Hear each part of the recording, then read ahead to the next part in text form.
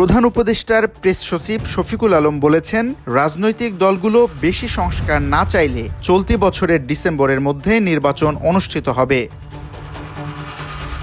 মঙ্গলবার কৃষিবিদ ইনস্টিটিউশন বাংলাদেশে সাংবাদিকদের তিনি এসব কথা বলেন। সে সময় তিনি আরও বলেন, সংস্কার বেশি চাইলে অন্তর্বর্তী সরকারকে আরও 6 মাস বেশি সময় দিতে হবে।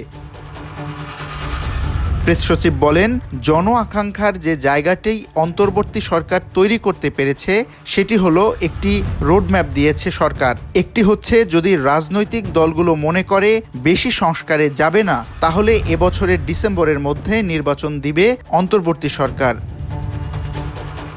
আর যদি রাজনৈতিক দলগুলো মনে করে অন্তর্বর্তী সরকারকে দিয়ে অনেকগুলো রিফর্মের কাজ করিয়ে নিবে, তাহলে সরকারকে আরও 6 মাস বেশি সময় দিতে হবে। VOD Bangla news desk.